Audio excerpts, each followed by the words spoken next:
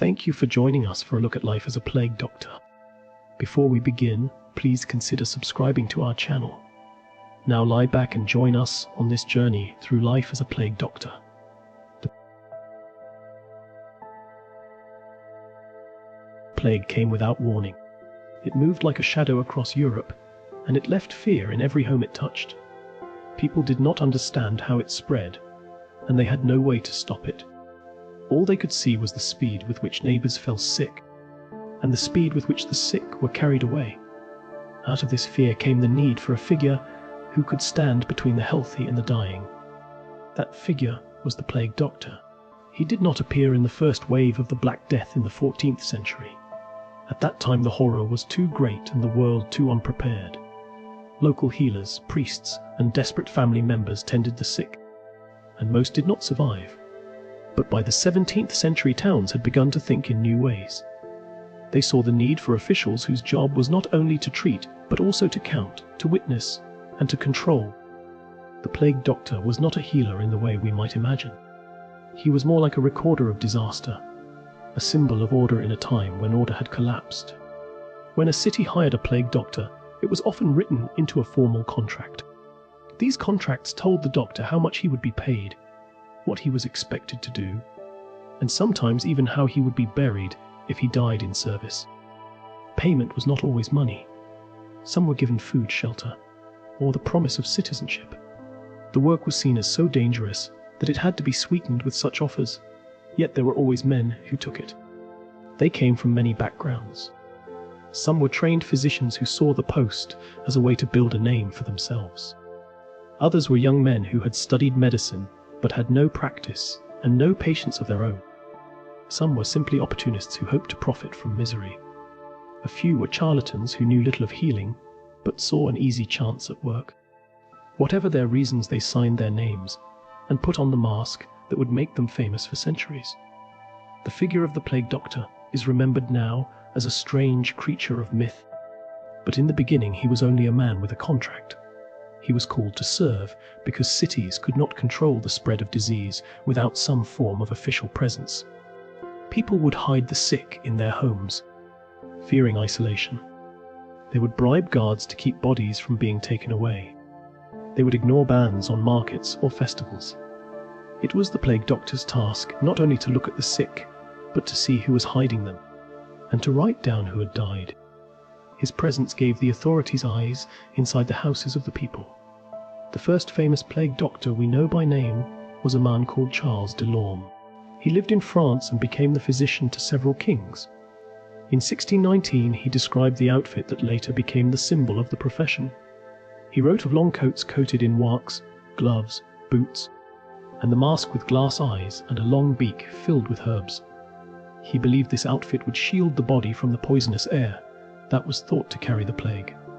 His design was copied across Europe, and soon the sight of the mask was enough to strike terror in any street. But even before de Lorme, the role itself had begun to form. During outbreaks in Italy, France, and the German states, men were hired to patrol and record. They were asked to write down the names of the dead and to count the number of houses infected. Some tried to give treatments, but their medicines were crude and often harmful. They used bloodletting, cupping, or poultices of herbs and vinegar. They believed balance in the body could be restored through pain, and that foul smells could be chased away with stronger smells. They were wrong, but their presence still mattered. People often distrusted them. Some thought they spread the plague instead of curing it. Others feared that a doctor's visit meant a death sentence, since they rarely saved those they examined. But cities valued them because they brought a sense of order to chaos. To the ruling councils, the doctor was a tool. To the people, he was a shadow with a mask, and to himself he was a man walking daily into death. Imagine the first day for such a man. He arrives at the city gates where smoke rises from piles of burned clothes. Guards stop him, then wave him through. Inside the walls he sees streets almost empty, doors marked with crosses, windows boarded. The sound of weeping drifts from one lane, and from another the groan of a cart pulled by tired horses. He smells ash, rot, and the sharp tang of vinegar. He knows he cannot turn back. He has signed the contract. He is now the city's plague doctor. He would set up quarters in a house given to him by the council. Sometimes he lived in isolation, with food left at his door. At other times he had servants or even family with him, though the risk to them was high. From that house he would walk each day into the streets, cane in hand, mask upon his face, and book at his side. He would knock on doors and be let in with fear and trembling. Families would point to the sick, and he would approach, breathing through the herbs in his mask. He would touch the pulse, look at the swellings, smell the air. Then he would write. Always he would write. The origin of his role was as much about paperwork as about medicine. Cities wanted records so they could track the spread of disease, and so they could claim later that they had done their duty. Wills were also written by plague doctors, since few notaries would risk entering infected homes. So he became not only a doctor but a legal witness. He wrote the last words of the dying, sealed them, and handed them on. In this way he became a figure tied to death, not only in body but also in spirit. As outbreaks came and went, the role spread. Italy hired them, France hired them, and so did the towns of Switzerland and the German lands. In England the role was less common, but similar duties were taken on by parish clerks and local physicians. The sight of the mask and cloak, however, became known across the continent. It was drawn in pamphlets, carved in wood, and later painted in oils. Always it was a figure of fear. The birth of the plague doctor was not a single moment. It was a slow growth out of need, shaped by fear and bound in contracts. He was a man who stood where others fled. He was also a man who often died where he stood. Few plague doctors lived long, though some were lucky. Their names rarely survive, for they were not celebrated heroes. They were officials in a dark time, and once the time had passed they were forgotten. Yet their image remains, sharp and strange, with the beak and the glass eyes staring from the shadows of history. The profession was born not from hope but from despair.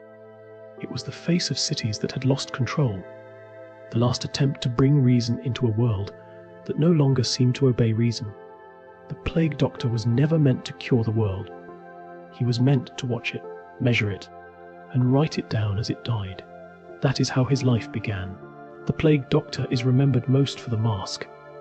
It is a shape known across the world, a face that looks more like a bird than a man.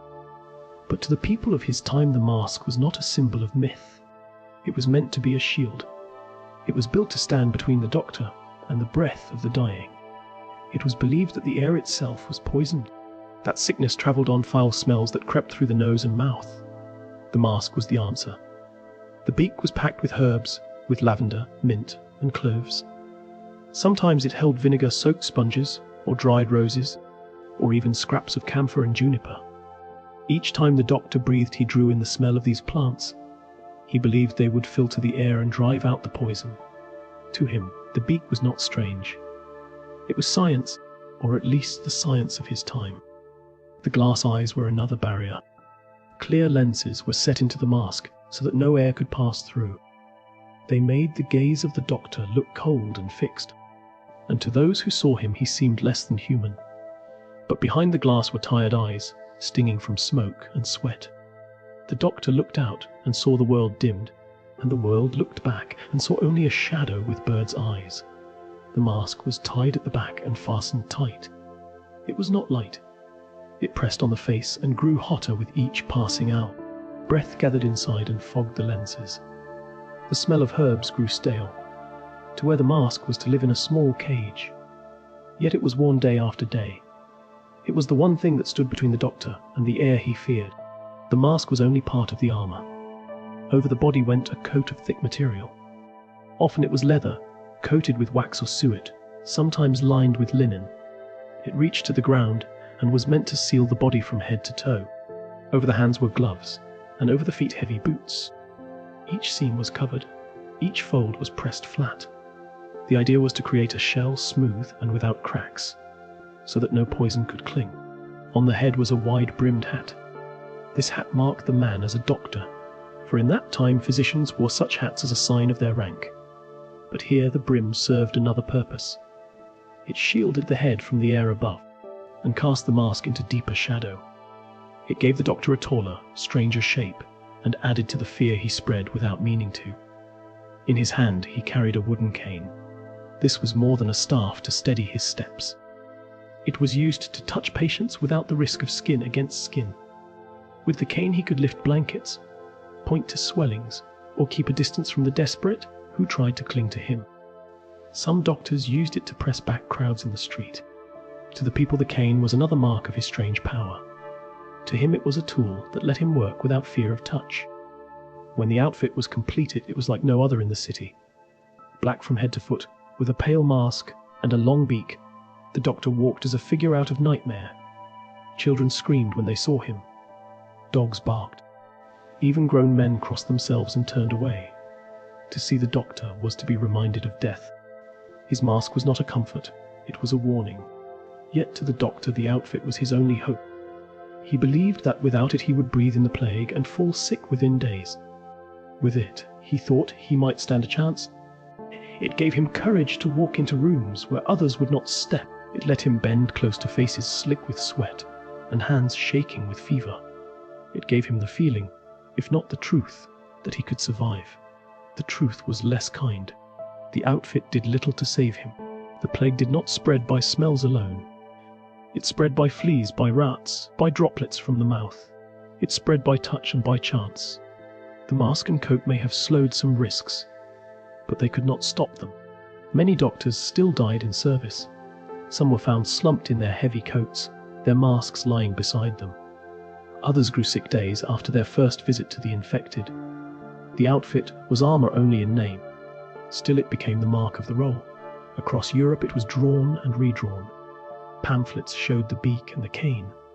Artists carved it into wood. In Venice the mask became part of carnival, a dark joke played with feathers and colour. The image grew beyond the truth. To the world the plague doctor was his outfit, not the man inside it. The strange beak became a mask not only of medicine, but of fear itself. The sound of the outfit was as strange as the sight. The coat creaked with each step. The boots struck hard on stone. The cane tapped on doors and floors. The mask muffled the voice so that when the doctor spoke he sounded hollow, as if from a cave. Words were hard to hear, and often people thought he was whispering when he was only speaking through layers of leather and glass. He might ask a simple question, and it would seem like a riddle. Inside the mask the air was close. Sweat ran into the eyes and stung. Herbs dried and crumbled, the nose filled with dust. Breathing was heavy. The doctor carried this weight through long days, and when he removed it at night the marks were still pressed into his skin. Some never escaped the smell of cloves and vinegar again. It clung to them, soaked into their hair and clothes, and marked them as plague doctors even when they tried to rest. Not every doctor wore the full outfit. Some could not afford it. Some were given only a cloak or a mask, and little else.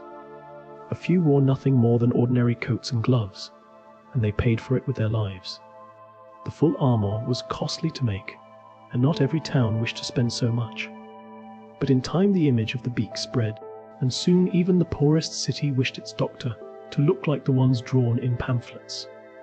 The image itself became part of the contract, as if fear in the streets could be soothed by fear in a mask. The birth of the outfit was not only a story of medicine, it was also a story of theatre. The doctor was as much a symbol as he was a man. The mask gave him power. It gave the city a way to show that something was being done. It gave the sick a figure to look at, even if the figure could not save them.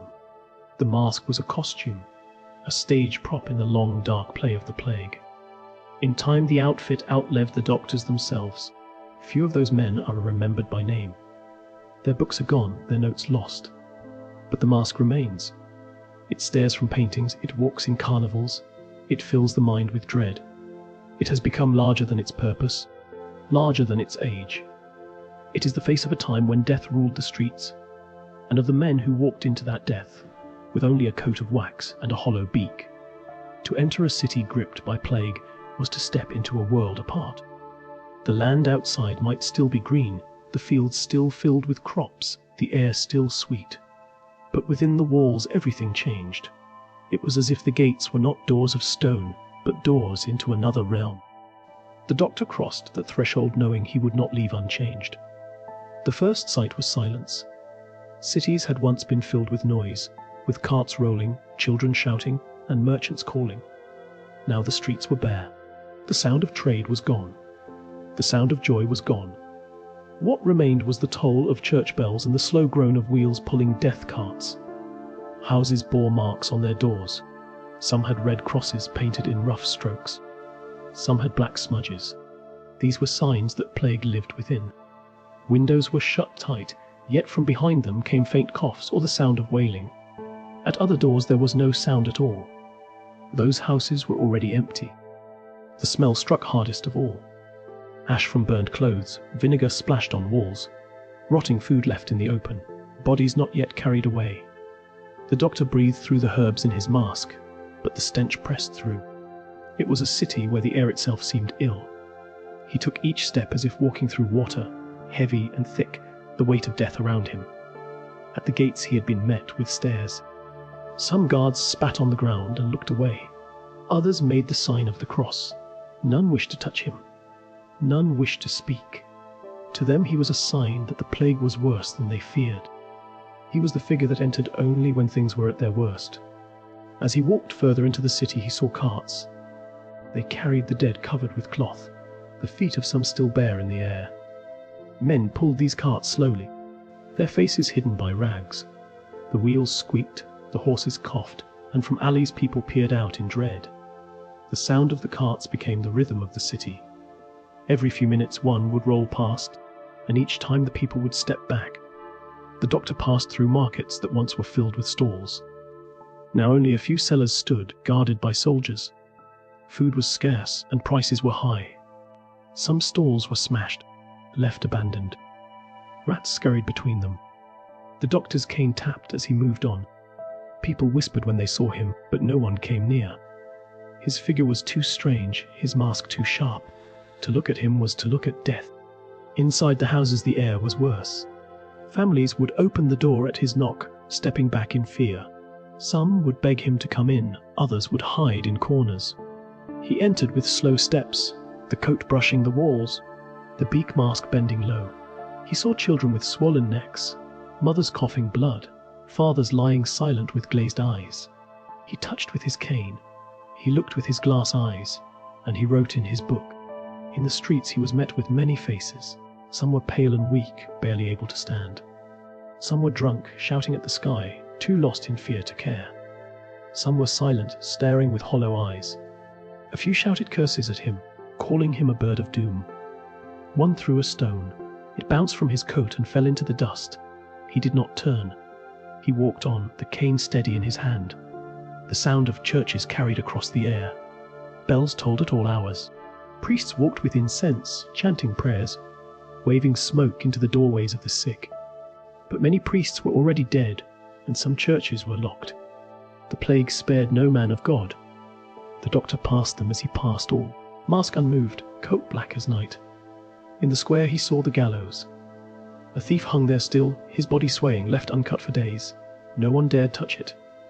The guards had fled the post, and the dead man swung in silence. Dogs prowled the edges of the square. They looked thin and wild. The doctor's cane struck the stones, and the sound scattered them. He passed the hospital, though hospital was not the word for it. It was a hall filled with beds, straw spread on the floor, and men and women coughing in the dark. The air inside was thick with heat and filth. The doctor stood in the doorway, unwilling to walk further. The moans rose in waves, the stink pressed out, and flies buzzed over every bed. He closed the door and marked the number in his book. Night brought no rest to the city. Fires burned in the streets where clothes and bedding were piled high. The smoke rose in columns, black against the sky. The sound of wheels never ceased, carts moving still even in the dark. The cries of the sick carried through the alleys, mixed with prayers and shouts. The doctor walked with a lantern, his mask glowing in its light, a figure even more strange than in day. Children screamed when they saw him. Men crossed themselves twice. Women pulled shawls over their faces and ran. To enter the city was not only to see death, it was to feel its weight in every breath. The doctor knew each step might be his last, yet he walked on. He wrote the names, he touched the sick, he counted the dead. His cane tapped through the silence, his book filled with ink, his mask fogged with breath, and the city sank deeper into plague. Some days he wondered if he was the only man alive. The streets were so still. Even when people moved, they moved like shadows, quick and silent, darting into doorways. The city had become a tomb where the living lingered only by chance. He thought of the green fields outside, of the air beyond the walls. But the gates were closed behind him, and he knew his work was inside. This was the truth of his role. He did not bring cure. He brought witness. He walked where no one else would walk. He saw what others would not see. He marked the fall of a city, one door at a time, one name at a time. He was both servant and prisoner. His mask made him feared, his coat made him strange, and his book made him part of the city's memory. The city itself seemed to shrink as he walked it. Streets narrowed, windows closed, voices hushed. The air grew thicker, the bells rang louder. It was as if the walls pressed in, as if the city itself was sick, its stones weeping with damp, and its alleys filled with death. The doctor's steps echoed, and the echo did not fade. It hung in the air, as heavy as the smoke. To enter the infected city was to leave behind the world. It was to walk in a place ruled not by men but by fear. It was to see life collapse and still go on. The doctor entered knowing he would carry the weight of what he saw until his end. He entered as a man, and in the eyes of the people he became something else. A shadow, a sign, a figure of fear that walked through their last days. The duties of the plague doctor were many. Some were written in contracts, others were shaped by fear, and others still were forced upon him by need. His role was never simple. He was a doctor, but also a clerk, a witness, and sometimes even a judge. Each morning he rose and dressed in his heavy coat. He fastened the mask and tied it tight.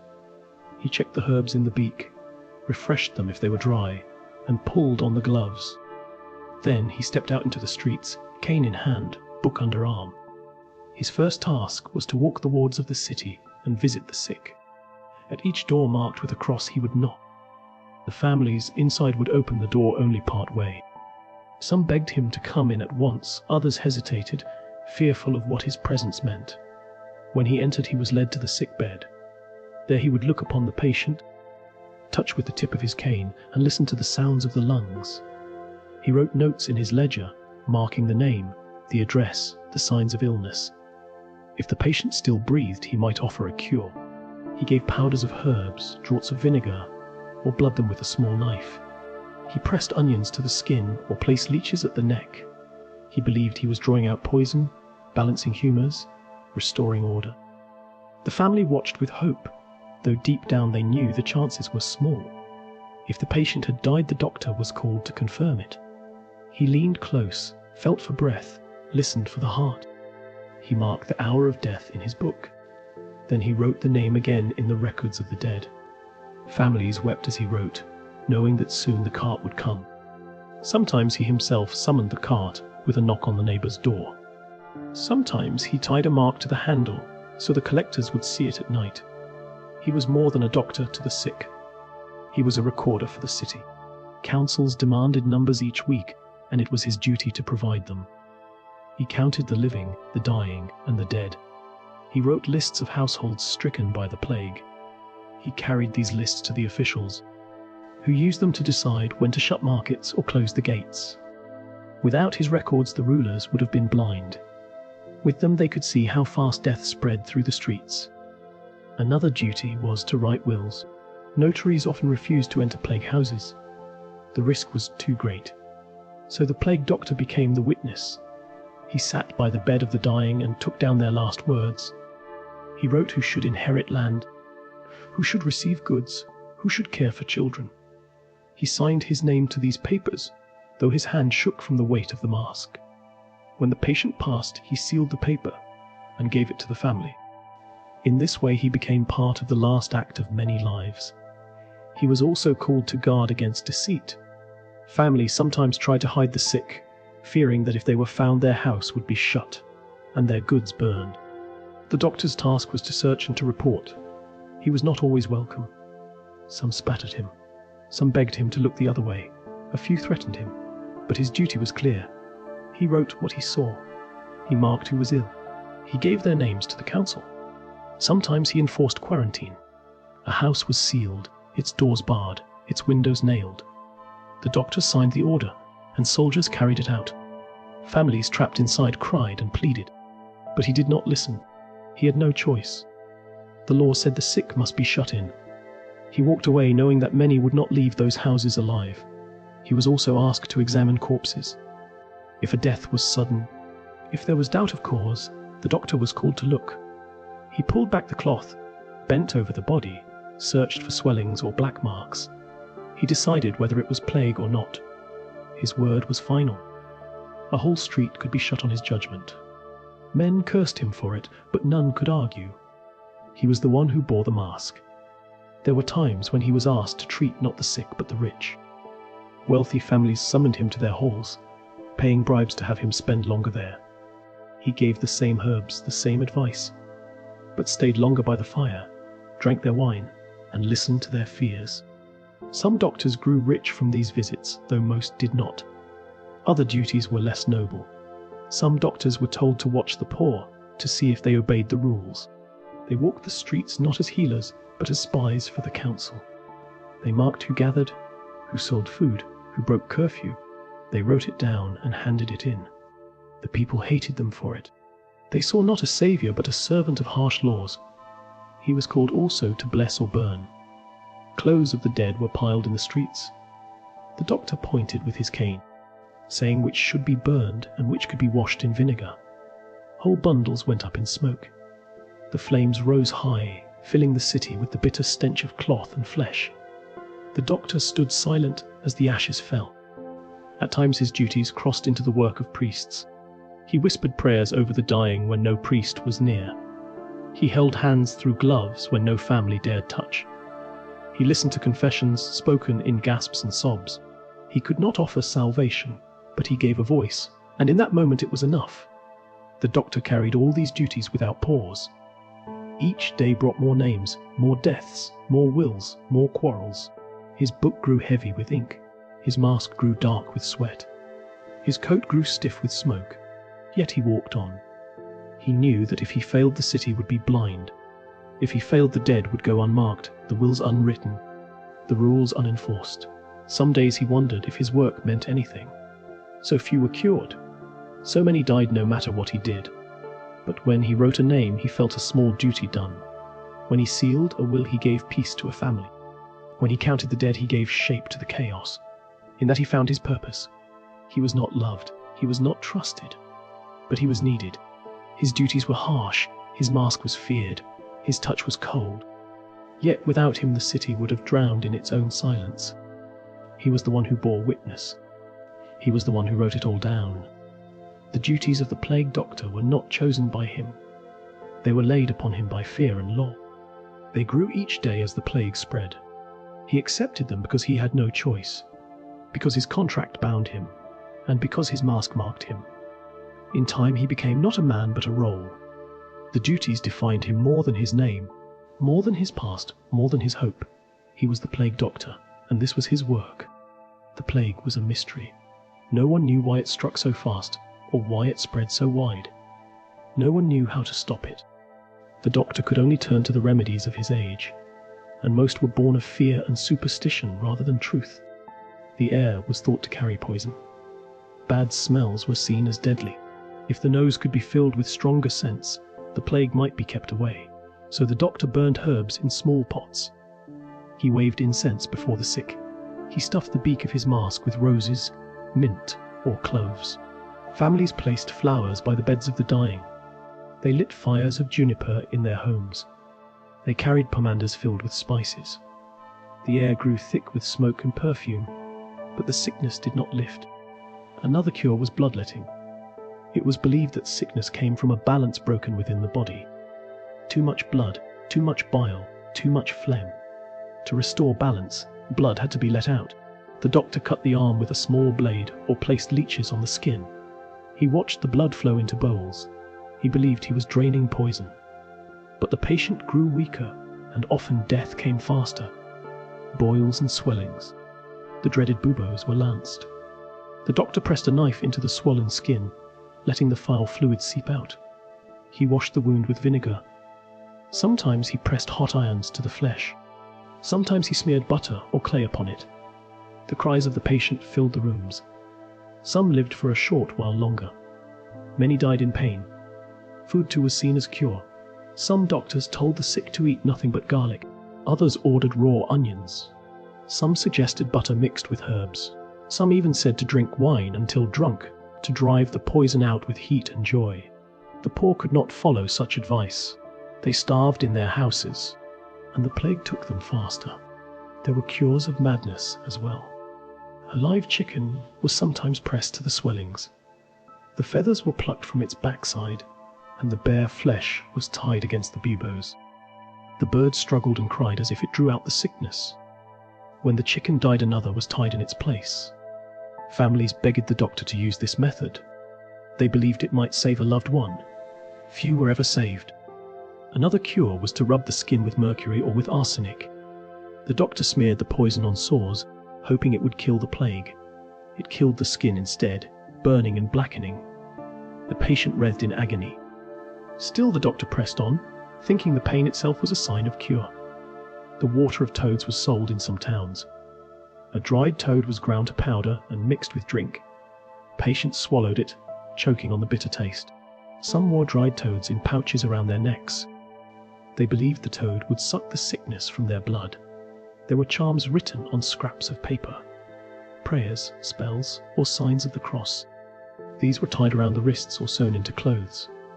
Families begged the doctor to bless such charms, though he knew it made no difference. Yet he nodded and wrote his mark. Hope was sometimes stronger than truth. Astrology too guided his hand. The stars were said to rule the body. If Mars was high, bloodletting was chosen. If Venus was strong, herbs were given. Doctors carried charts of the sky. They read them at night by candlelight, then told families what to expect. Few could argue, for the stars seemed as mysterious as the plague itself. Vinegar was one of the most common cures. It was poured on wounds, rubbed on the skin, and even drunk straight. The sharp bite was thought to cut through poison. Some soaked cloths in vinegar and tied them around their heads. Others placed coins in vinegar before touching them. The city itself reeked of the smell. Yet still the carts rolled by with their grim loads. There were cures of sound and movement.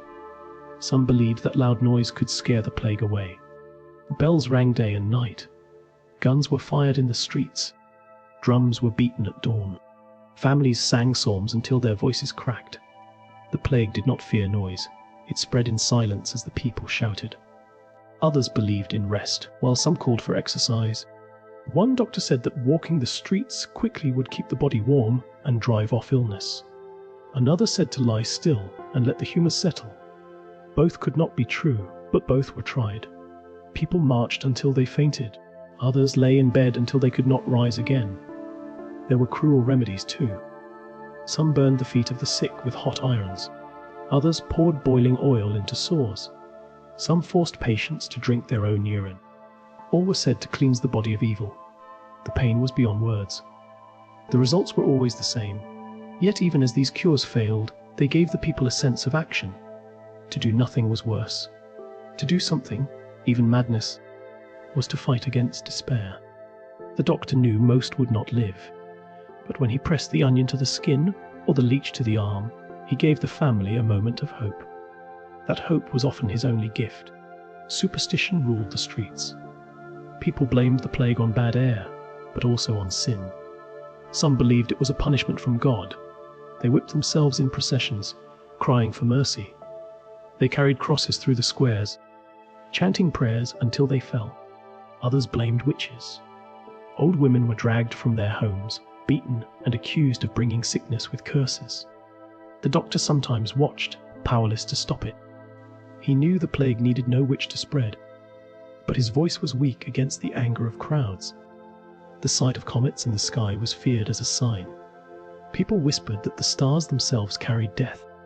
They pointed to the heavens when they heard the carts roll past. They said the air was thick with poison dust from far above. The doctor wrote it in his notes, though he did not believe. Still he looked at the sky each night and wondered. There were men who sold secret cures at the edge of markets. bottles of coloured liquid, powders in small bags, dried roots tied with string. They swore their remedies would protect a house, or keep a child safe, or cure a cough. The desperate paid what little they had. When death came anyway, the sellers vanished into the alleys. The doctor cursed them, but he knew he could not stop them. Superstitions even touched his own work. Families begged him to wear charms as he entered. Some pressed holy water into his hand. Some hung branches of ash or rowan at their doors, believing the wood would turn him away if he carried death. He nodded and walked past, but he did not remove the branches. He had seen enough to respect fear. The plague was stronger than every cure. It cared nothing for herbs or bloodletting, for charms or stars. Yet the strange remedies gave shape to the struggle. Without them there was only despair. With them there was a fight, though the fight was always lost. The doctor knew he was caught between knowledge and hope. He wrote his notes, he gave his cures, he whispered prayers, and he walked on. He saw men die with garlic on their lips, women die with charms around their necks, children die with chickens tied to their bodies. He wrote their names one by one and turned the page. Strange remedies and superstition filled his days. They filled his book and his mask and his memory. They gave him the sense that he was doing his duty, though he knew in truth he was powerless. They gave the people a reason to let him in, though they feared him. They gave the city a show of care, though the streets were still lined with death. The plague moved on, and the remedies faded with it. But the memory of them remained. They remind us now of the limits of knowledge, of the power of fear, and of the strange ways people fight against what they cannot see. To the plague doctor they were his work, his burden, and his legacy. The life of a plague doctor was lived under the shadow of death. Each day was heavy with smoke and silence, and each night was filled with restless dreams.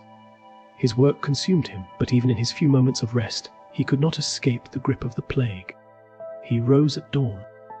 The light was pale, and the streets outside were still. He dressed in his heavy coat, checked the herbs in his mask, and took up his cane. He stepped out into the chill air, already thick with smoke from morning fires. The carts had begun their work, and the first cries of the day rose from the houses marked with crosses. His day began as it always did, with the sound of grief. He walked from house to house.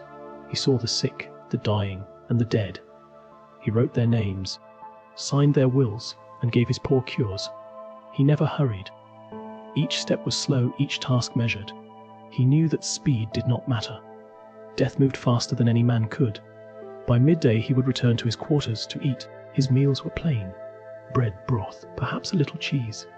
Sometimes dried meat, though it was hard to keep. He ate alone. Few dared share food with him, and fewer wished to sit close to the mask. He removed it only to eat, setting it on the table, its glass eyes watching him. The herbs inside were stale and sharp, their smell clinging to the air even as he chewed. After eating he wrote his reports. His quill scratched across the pages. Numbers of the dead, names of the families, streets infected, houses sealed. His hand grew cramped from the work. His ink stained his gloves and his sleeves. Yet the writing gave him a sense of order. The city might fall apart around him, but in his book the lines were neat.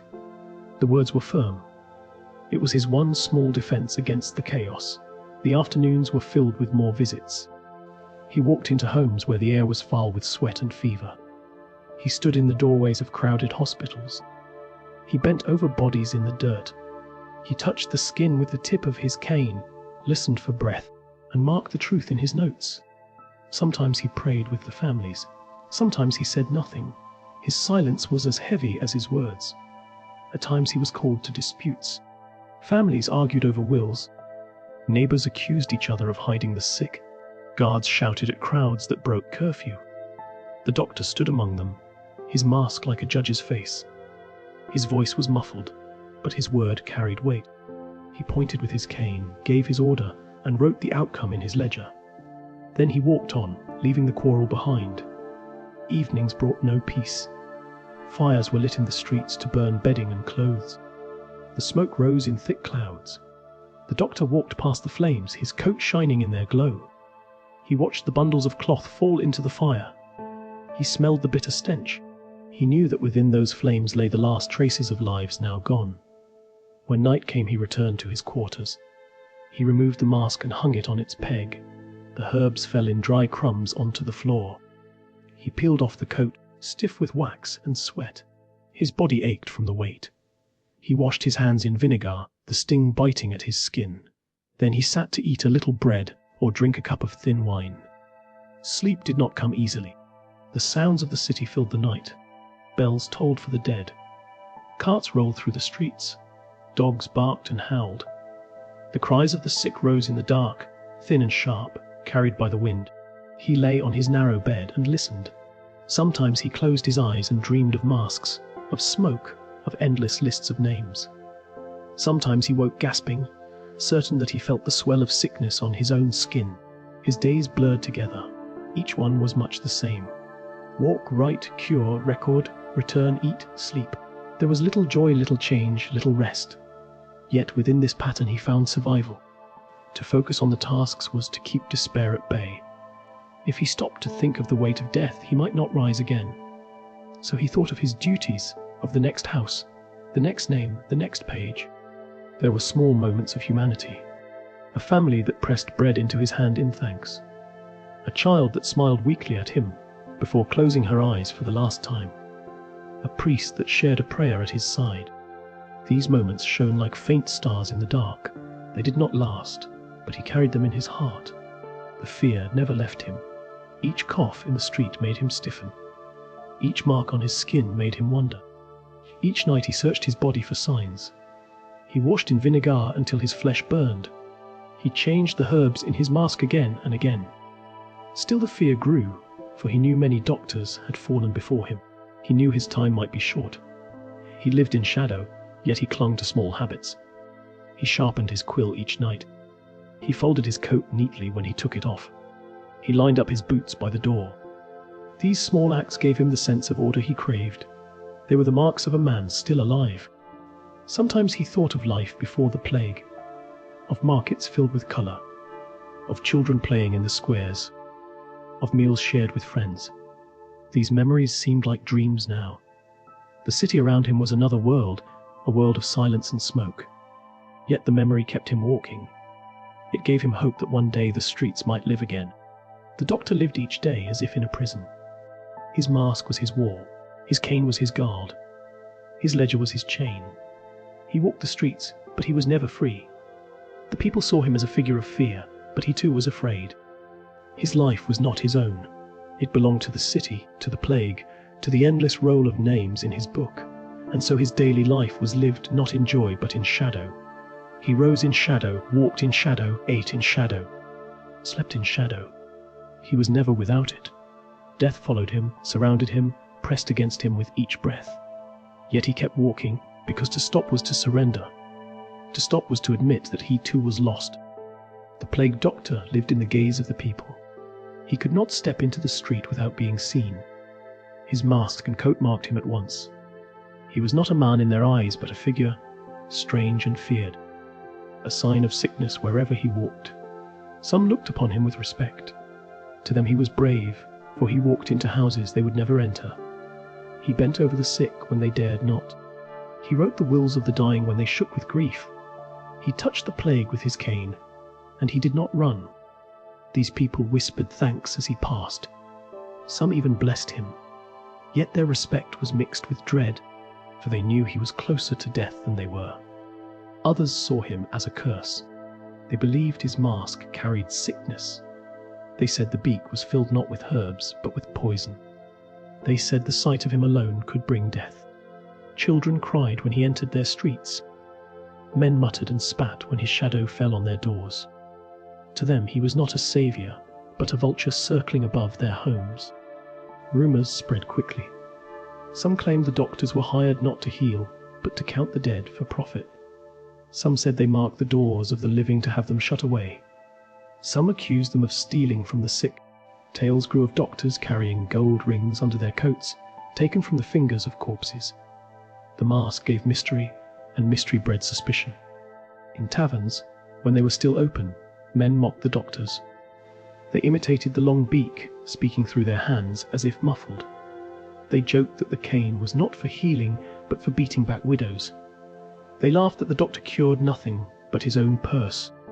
Yet when one of these men saw the real mask in the street, the laughter died. The jokes turned to silence. Artists too gave shape to the view of the doctor. Woodcuts and sketches showed him striding like a crow through the city.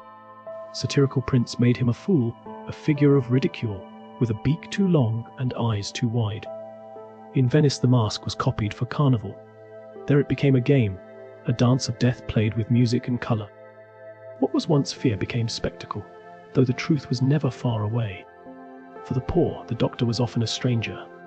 He came to their homes with his book and his cane. He offered little more than vinegar and words. Few of their sick were saved. To them his visits meant that death was near. When they saw him at the door they wept, for they knew what would follow. Yet they opened the door, for they had no choice. The rich looked on him differently. They paid him to come to their houses, to stay longer, to speak more softly. They gave him wine and gifts in hope that he would linger at their bedside. Some believed his mask held power, that his very presence could drive away death. They treated him with respect, but behind closed doors they still feared him. He was welcome as long as he was useful, but once the sickness passed, they would send him away without thanks. Children saw him as a creature of nightmares. His mask was too strange, his eyes too empty. They hid behind shutters when he walked past. Some dared each other to follow him at a distance, but when he turned they fled. He haunted their dreams. They spoke of him in whispers, as if he were not a man but a ghost. There were moments when the people showed kindness. A loaf of bread left at his door, a nod in the street, a whispered prayer as he passed. But these moments were rare. More often there was distance, fear, and suspicion. He walked alone, even when the streets were filled with crowds. The view of the doctor shifted with each wave of plague. When the sickness was new and wild, he was welcomed as a sign of help. When the death toll rose and his cures failed, he was seen as useless, or worse, as part of the plague itself. The people's faith in him rose and fell like the tolling of the bells. In time his image became fixed in their minds. He was not remembered as a man who ate, who slept, who feared, and who hoped. He was remembered only as the mask. The mask walked in their stories long after the man inside was forgotten. It became a symbol of the plague itself, a shadow that never left the memory of the city. The doctor himself felt this view. He saw the fear in their eyes, the way they stepped back, the way mothers pulled children close. He heard the curses whispered, the laughter in taverns, the prayers muttered as he passed. He carried it with him as he worked. He knew he was both needed and hated, both sought and shunned. In the end, society saw him as it needed to. A servant, a scapegoat, a ghost. Few cared for the man beneath the mask. Few asked his name. To them he was the beak, the glass eyes, the black coat. He was a shape moving through smoke. He was a sign of death. And so society's view was not one of love but of fear. The plague doctor walked in their streets, but he never truly walked among them. He was apart, alone, marked by the mask and the cane.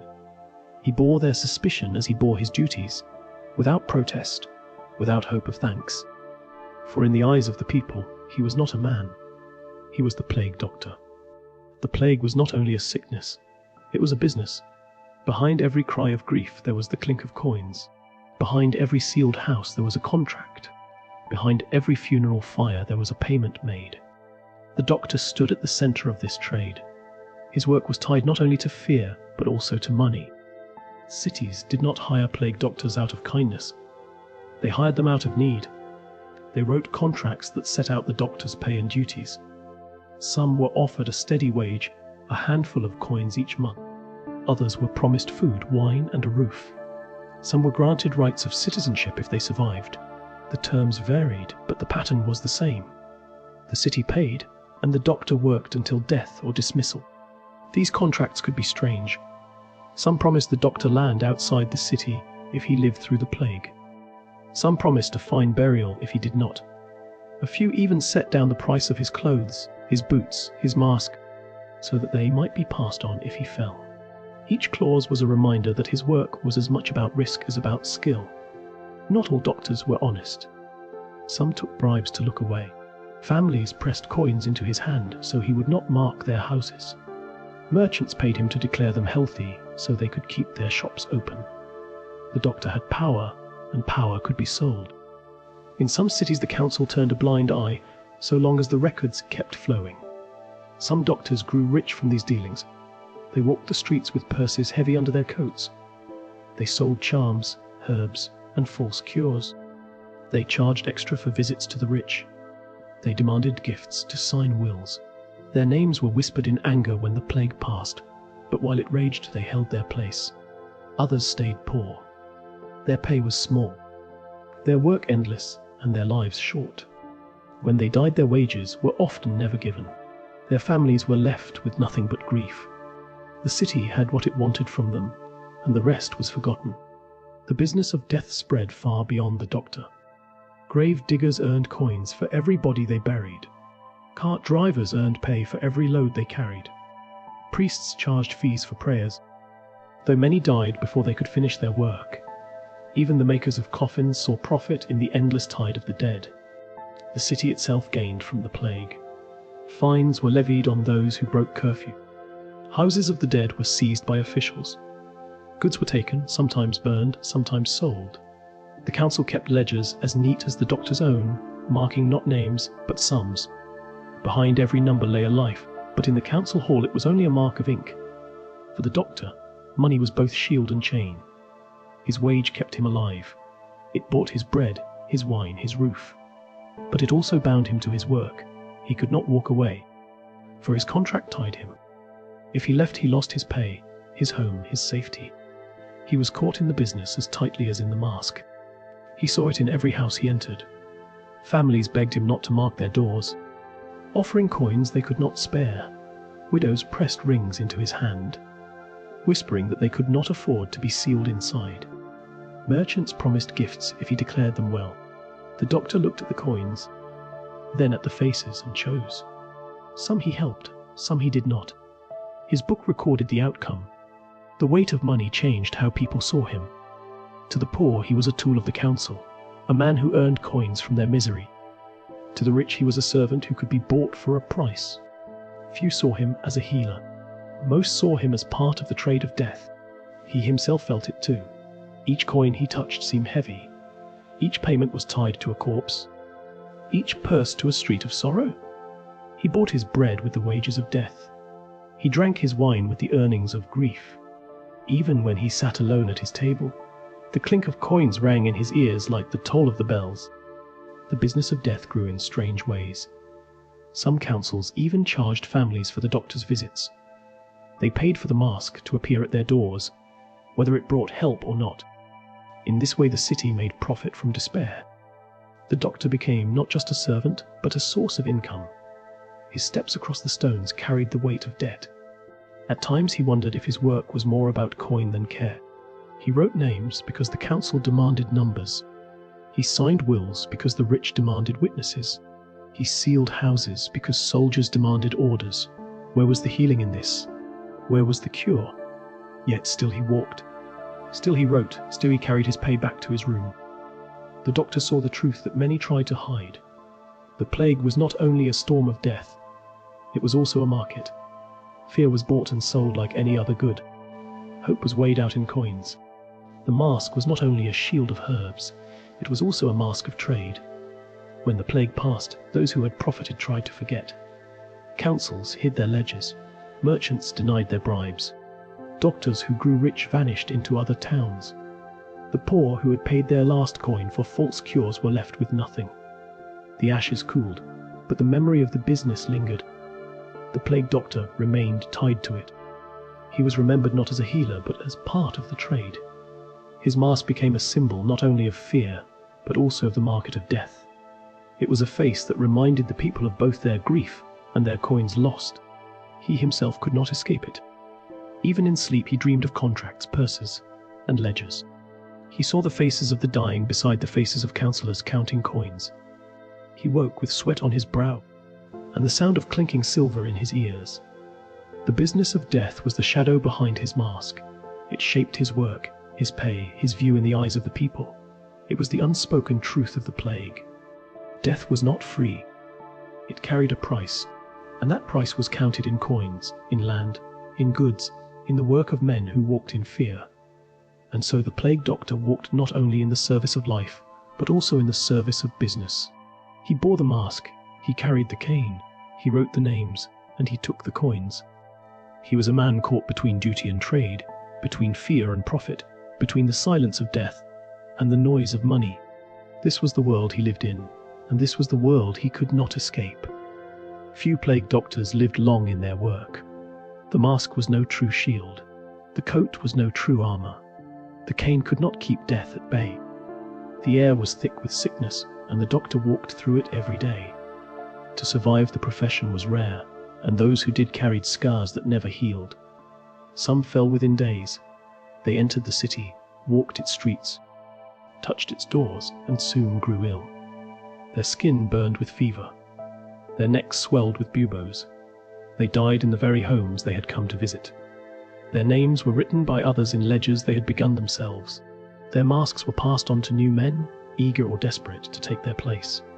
Others lasted longer, weeks, sometimes months. They grew used to the smell of herbs in their masks, the sting of vinegar on their skin, the ache in their bodies from the weight of the coat. They wrote hundreds of names, sealed dozens of houses, and stood at countless bedsides. Yet in the end most of them too grew sick. The plague spared few, and the doctor was no exception. A handful survived. They stepped out of the shadow when the plague passed, still alive, still breathing. Their survival seemed a miracle, though in truth it was often chance. Some had stronger bodies. Some had touched fewer patients. Some had spent more time in open air than in crowded houses. Some were simply lucky. But even when they lived, they were changed. To survive as a plague doctor was to carry a heavy burden. The memories were sharp as blades. The sound of the carts never left their ears. The smell of smoke and vinegar clung to them for years. The faces of the dying haunted their sleep. They woke in the night with the cries of the sick still in their heads. Some who survived gave up medicine at once. They could not bear to walk into another sick room. They left the city, took up farms, or vanished into the countryside. They spoke little of their work. They hid their masks in chests, or burned them in fire. They lived in silence, marked by what they had seen but unwilling to tell it. Others used their survival to rise. They claimed wisdom from their service. They said they had learned secrets of the plague. They offered their knowledge to kings and councils. Some gained rich posts, their names remembered in books. Yet even these men carried the shadow of what they had done. Behind their words lay the truth of smoke and ink, of fear and silence. Famous names were few. One was Charles de Lorme, who designed the beak mask itself. He lived to serve princes and kings, yet even his fame was tied to the plague. Another was Alessandro Massaria in Italy, who wrote of his work during the outbreaks. A few left pamphlets. Their words spread through Europe, but most plague doctors left no record at all. They died too soon, or they lived in silence. Their names were lost with the ashes of the bodies they counted. Survival also meant facing the judgment of the people. When the plague ended, many turned on the doctors. They blamed them for the deaths. They called them charlatans who cured nothing. They accused them of spreading the sickness. Some were driven from towns by angry crowds. Some were never paid their wages. A man who had given months of his life to the work was sent away with nothing but his mask and his scars. Even those who were honored felt no joy. To be remembered as a plague doctor was no blessing. It was a mark of fear. People crossed the street to avoid them. Children pointed and whispered. Their mask haunted them even when they no longer wore it. They were survivors, but they were not free. The body too bore the weight. Vinegar had burned their skin raw. Smoke had stung their eyes. Heavy coats had bent their backs. Some coughed for years after, lungs scarred from the air of sick rooms. Some limped from long days on hard stones. Some shook from nerves that never healed. Survival came at a cost written on their flesh. The mind was wounded as deeply as the body. They had seen too much. Too many faces. Too many names. Too many cries. They carried grief that was not theirs. They carried the memory of children who died in their arms, of mothers who begged them in vain, of fathers who cursed them as they wrote their names. They tried to forget, but memory clung like smoke. And yet there were some who took pride in their survival. They wore their masks again in carnival, laughing with the crowds. They told stories of the days when they walked among the sick. They drank and boasted of their courage. But even in their laughter there was a hollow note. Behind every joke lay a truth too sharp to speak. To survive the profession was rare. To live beyond it was harder still. The plague doctor was marked forever. His mask might be set aside, but his soul still bore it. His eyes still looked through glass. His nose still smelled of herbs. His ears still heard the tolling of bells. Some wrote their stories in books. They hoped to warn the future, to tell of what they had seen, to give shape to the chaos. Few read these works in their time.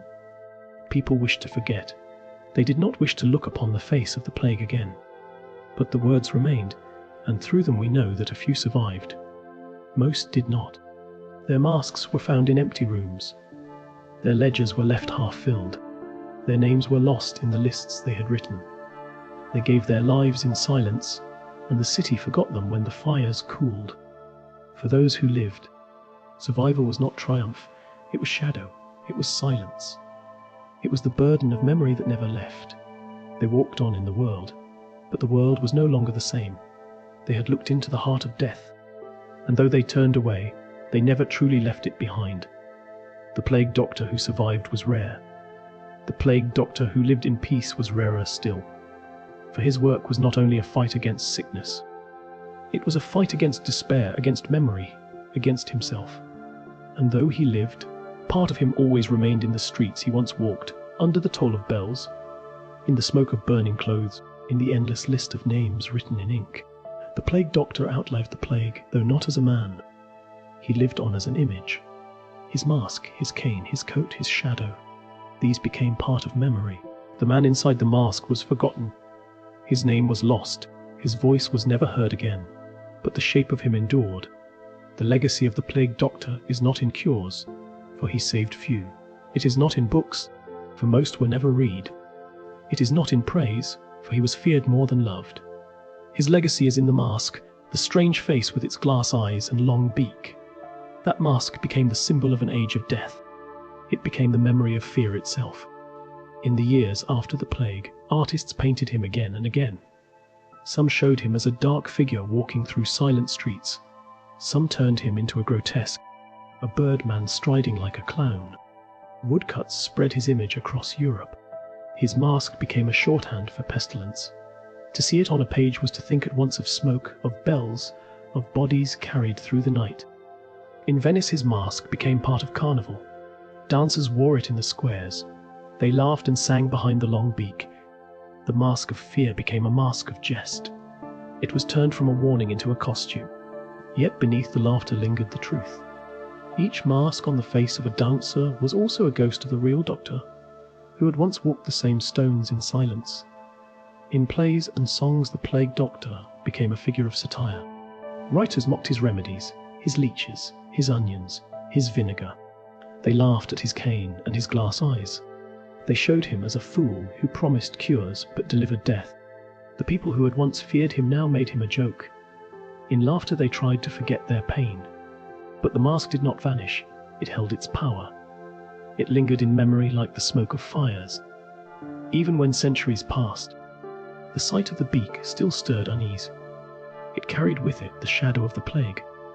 It reminded all who looked that death had once ruled the streets, and that men had walked into that death with little more than cloth, herbs, and hope. The legacy of the doctor was also written in the fear of medicine. Many distrusted physicians after the plague. They said doctors cured nothing, that they profited from misery, that they wore masks to hide their lies.